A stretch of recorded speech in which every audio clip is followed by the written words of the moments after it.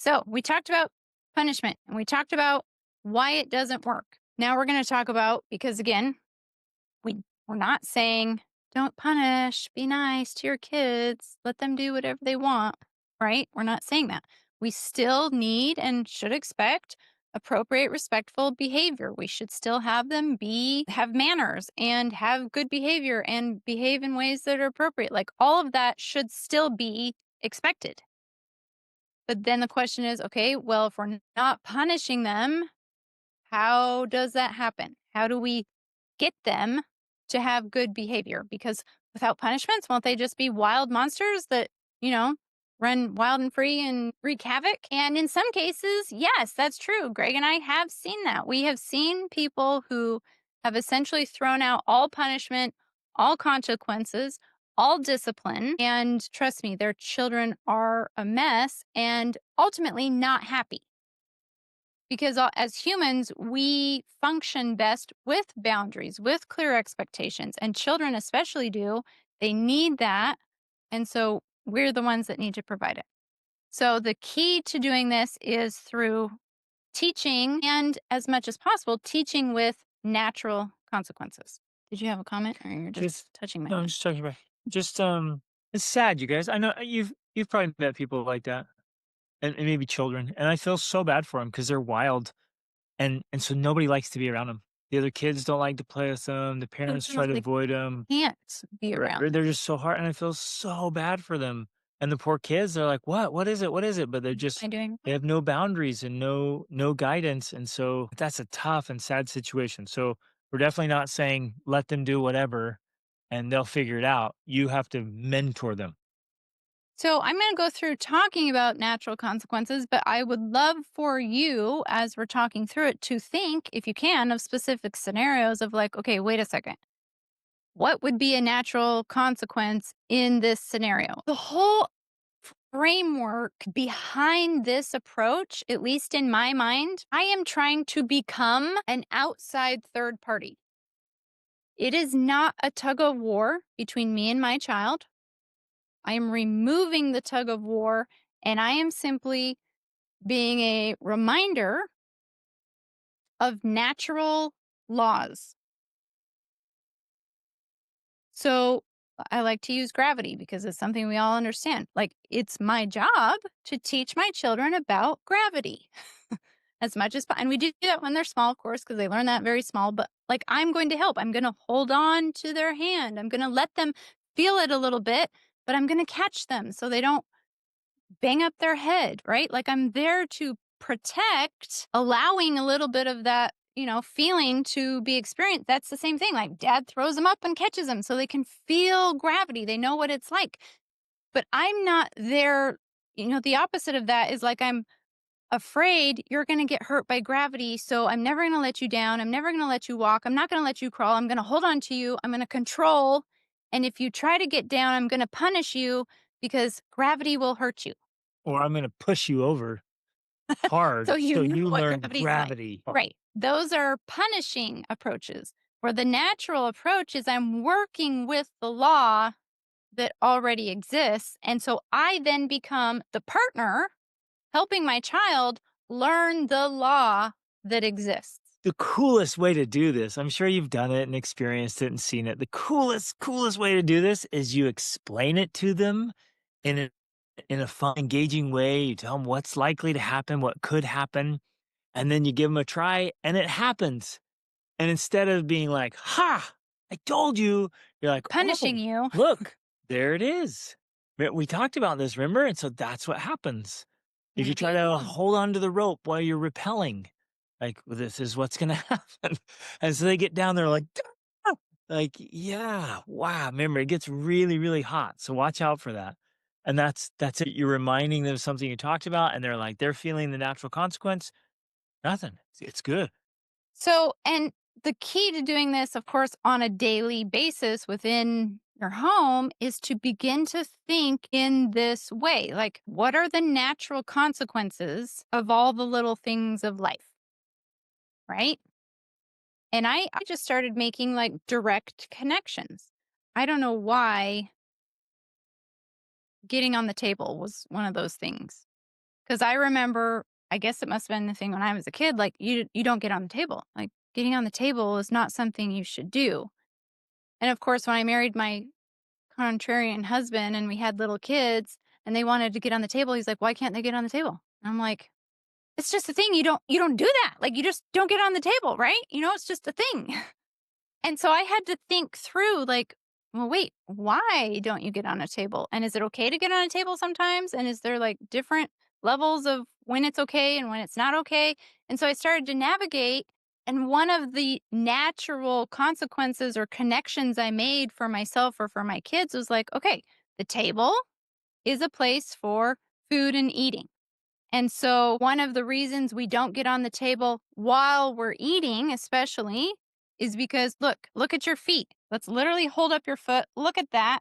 That foot is dirty, disgusting. This foot should not be on my table where I'm going to be eating because if you need to, let's look up a video about germs. And you're going to see the germs that are all over here. And the natural consequence of you putting your disgusting feet on this table is that we're all going to have more germs, right? So I'm teaching them this natural connection between why something exists, like don't get on the table while we're eating.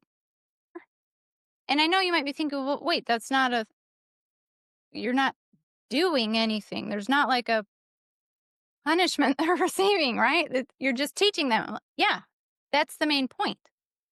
You're teaching them so that they make neural connections in their brain that creates understanding that gives them an internal motivation to not do that thing. That's the main, most effective way to teach your kids. Question. Aha, I was waiting for that. So then what happens if they continue to walk on the table after you've taught them and explained them why it's not appropriate?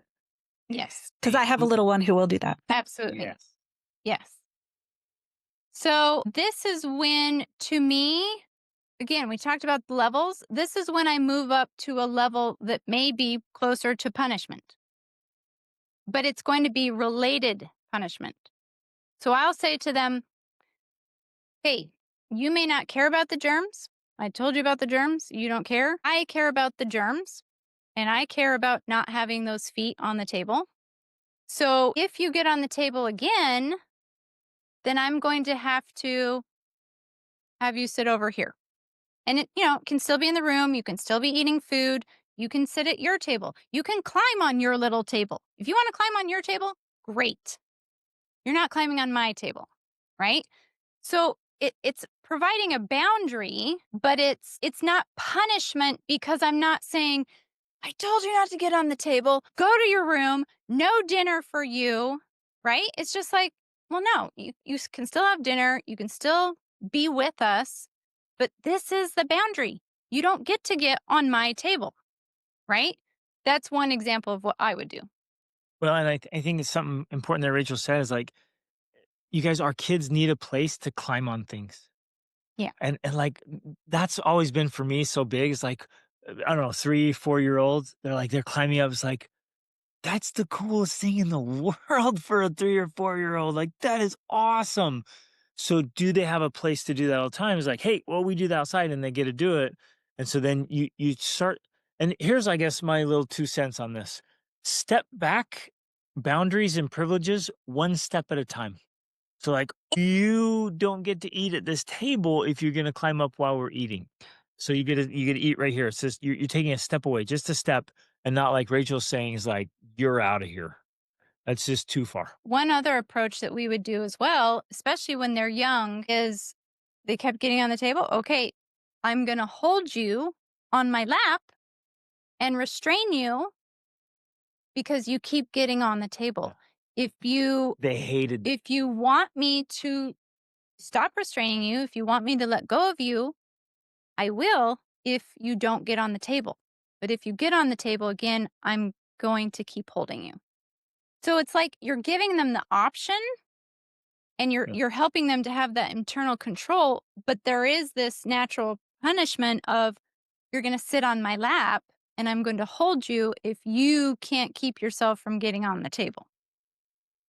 And it's important that I'm trying to emphasize that it's important that that punishment is keeping them close to you as opposed to you get to go sit over there and time out away from me. You're bad. I don't want to be around you, right? You're holding them. You don't even have to be mean about it. You can be fun and playful and kiss and hug and say, "Hey, I'm not going to let you go though because you keep getting on the table. But if you promise to not get on the table, I'll let you go." It's all nice, it's no all happy, but it's still like a natural consequence of like, I'm going to restrain you because you can't restrain yourself. So that's another approach that we've used. We would even do a diversion where, okay, hey, we're having dinner, so you can't get on the table. If you'll stay off the table during dinner and then you'll help us clean up, I will come out here. You get to run on the table, play on the table, jump off the table. We'll bring out a mattress and you can run and dive on it. We'll push the couch over. Like, and you help them do what they want to do as a kid when it's Appropriate appropriate. space. Yeah. And so they're like, okay. And they stay off the table and they help clean up. It's amazing. And you're like, let's go. Now we get to It's get on the time, table. and they climb up there and they run and dive off, and it's epic, right? And something like that seems a little odd, but actually I found it to be very effective in helping children learn how to think critically because they begin to realize that there are exceptions to rules and they begin to think through when those exceptions are appropriate. And so it's amazing how your kids will begin to understand the nuances of things and say like, "Well, no, it's not appropriate to do this right now. Here's why." They start making good But decisions on their own. yeah, It's but it is okay and appropriate to do it in another scenario, right? So that's one of the things we like to do stuff like that because we're helping them realize, yeah, sometimes it's fine to get on the table, but it's not fine when everybody has their food on the table, right? And so they're beginning to understand the reasonings why behind it, which helps with the decision making and the critical thinking and the internal guidance. Like all of that begins to make much more sense to them. But I always found when my kids were young, when I just had hard, fast rules on everything, it just didn't work because somehow kids are just intuitively smart like that. They're like, "Well, why can't I get on the table ever?" Because that's just a rule. We just don't get on the table. And they're like, that doesn't make sense. Like, why would we never, ever, ever get on the table? But when we help them understand that there are levels here and there are exceptions, then it makes more sense to them.